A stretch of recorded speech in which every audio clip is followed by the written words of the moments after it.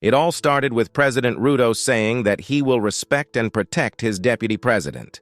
I want to tell you that I will not allow, for example, my running mate or my deputy president to be humiliated by junior staff. I would not want a situation where clear responsibility. In fact, I have said it as much, and I have said... Barely 2 years later, Deputy President Rigathi Gachagua is about to be impeached. The imminent impeachment motion against Deputy President Rigathi Gachagua has deepened divisions in Azimio la Umoja just weeks after Raila Odinga stepped back from the political scene. This ouster motion reveals a fractured coalition, raising doubts about its stability until 2027. The push to oust Deputy President Rigathi Gachagua by way of impeachment is gaining momentum, with more National Assembly members allied to President William Ruto expressing their support for the motion. Almost all Azimio MPs have signed the petition to oust Gachagua, but coalition leaders are warning against this move and pledging support for the embattled DP. Gachagua has sent a strong message to President William Ruto, vowing not to resign despite efforts by a faction of Kenya Kwanza politicians to impeach him. Now the way things are nationally, if it continues like that, we shall not have a country. And we cannot sit back as leaders and watch Kenya degenerate again to a state of anarchy, lawlessness, and then get into war. No. We have to solve the problem. We have to do what? Solve the problem. So, as I speak to you, there is a motion in the office of the Speaker of the National Assembly to be tabled and moved on Tuesday next week to impeach the Deputy President. And we are also concerned. We want a deputy president for Kenya, not a deputy president for one region. So that we have a deputy president who knows Kenya is a country and he is elected together with the president to serve all Kenyans, not one. I put the question to you. Do I go and vote yes or no? Yes. So that I don't vote yes, and I come back home.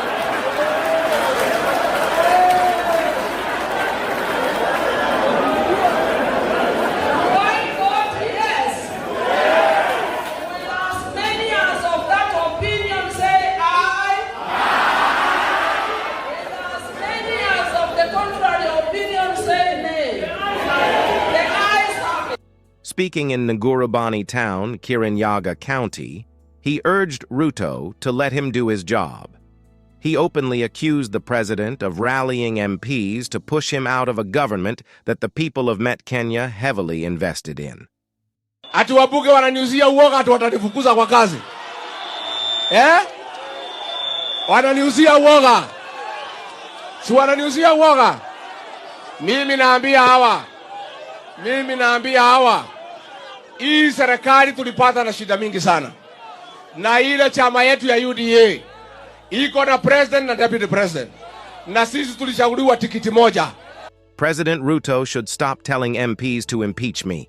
If he no longer needs Met Kenya votes, he should inform us. Mimi hapana, rais alinipatia kazi ni nyinyi.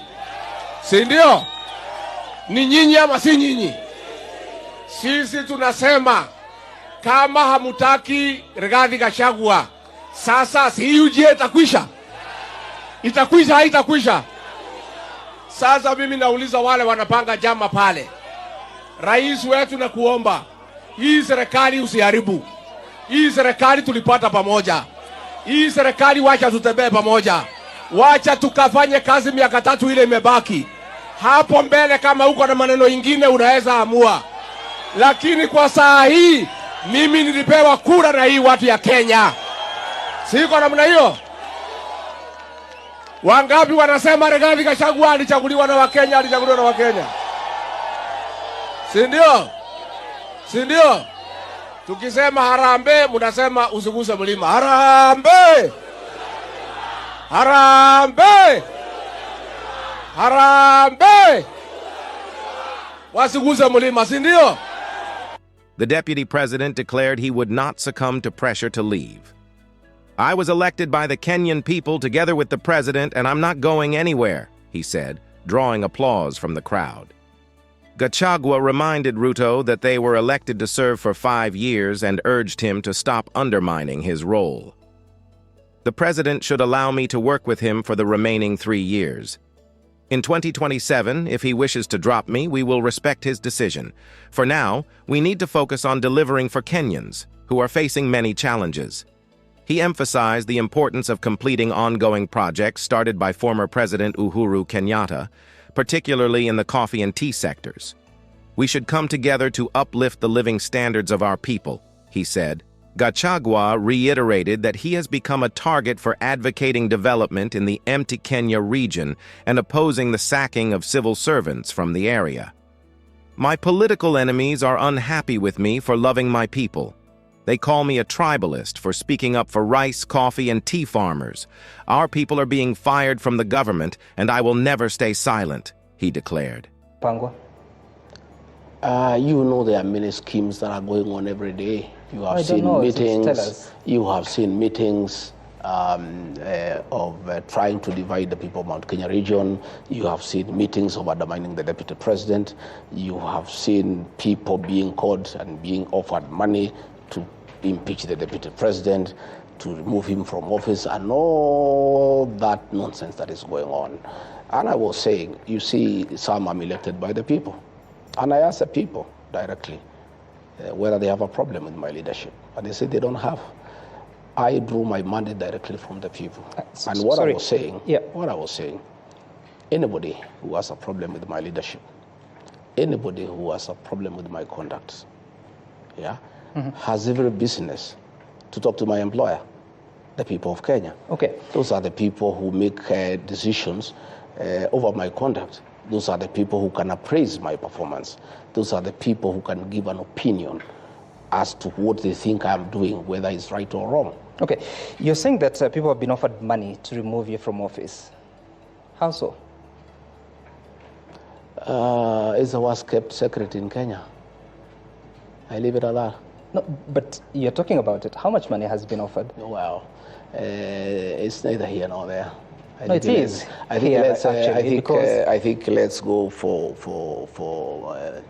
more informative discussion. No, we will get there, Deputy President. We just want to dispense with this because you're the one who is saying it, that people are being offered money.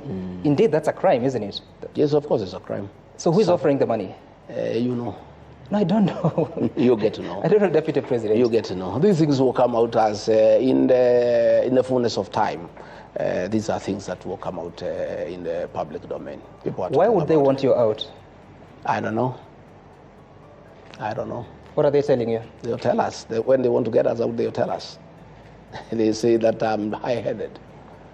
Yeah, that I am too people-centered. You know, that I'm listening to people too much. You know, that I am asking people to listen to what Kenyans are saying. I don't think it's a crime. I think leadership is about the people. And for you to be a good leader, you need to listen to the people.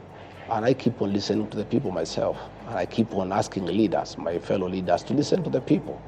And I'll continue listening to the people. And that's what I was doing today.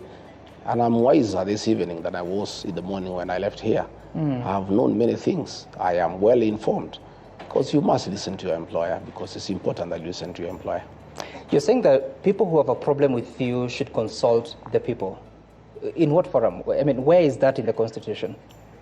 Consulting the people about leadership. So that they can take action against you. I mean, where do you place that in the Constitution? I'm talking about leadership. I'm saying before you take any decision on any issue, on matters governance, on matters leadership, it's important that you listen to what the people are saying all the time. And that's what I do myself.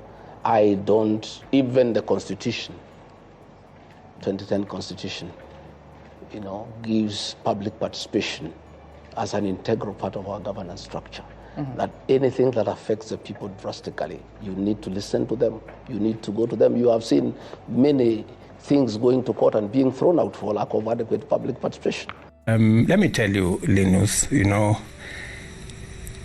the president has broken no law. He has just chosen a different style. And it is his prerogative. My space is to advise the president. And which advice, when sought, I have been very forthright and very honest about. And if the president decides to deliver government business in a different way and elevate other people, consult more with the leader or the former leader of the opposition and work with other ministers to deliver government business, I have taken it with grace. I haven't had you've not had me complain because of the respect I have for the office of the president, and I can do other things.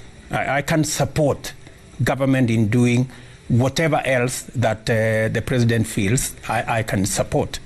But maybe when you get an opportunity, Linus, I think these are questions you may want to ask the president himself. I agree with you. Public participation is part and parcel of our life in this country, and more so in matters leadership, in matters governance. Deputy President, who told you there was a plan to impeach you? I am a consumer of information. When you call people, and you may talk to many people and tell them what you want them to do, and you think that you are keeping a very big secret. We get to know these things when the meetings are going on, or immediately after the meeting. Meetings have been held in Nyahururu. We know what was being discussed. Meetings have been held in Kitusuru, in the house of a cabinet secretary. We know what was being discussed. We know the amount of money that exchanged hands. How much All is these things are in the public domain. How much? Never, don't worry. Are you interested in the money yourself? Don't worry about, I don't think anybody will offer any of that money, so you shouldn't be worried about the amount. But all these things that are happening, people know, and some. Now, let nobody underestimate the intelligence of the Kenyan people. The Kenyan people are very intelligent people, and they have come of age. And as I listen to people today, even when I was going to explain to them what is happening, they say, no, don't even bother. We know. Deputy President, the interesting bit is that you're revealing information, but halfway. You've just now revealed there's a cabinet secretary who hosted a meeting in Kitisuru. Who hosted the other meetings? Who organized them? Some have told you. Deputy President, the interesting bit is that you're revealing information, but halfway. You've just now revealed there's a cabinet secretary who hosted a meeting in Kitisuru. Who hosted the other meetings? Who organized them? Some have told you. You have seen the meetings yourself. I've just told you what was being discussed inside those meetings. I'm giving you info on what was going on. You are aware of the meetings. The only meeting I know about is of the members of parliament that came out and said that their leader is now... That was not the real issue. No, the real issue is what I'm telling you about. In that meeting, it was discussed that they were going to be the one that was held the whole night in Nyahururu. The whole night, that was what came out is not the real issue.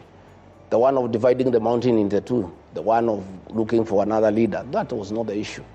The issue is how you can force a deputy president out of office. That was the issue. It was the real issue that was being discussed in that meeting. And people know, and they reported to us, many people, most of them were coerced into that meeting. They were intimidated in 15, were not even there. And most of them, the Honorable Mother Wangari, denied that she had not participated.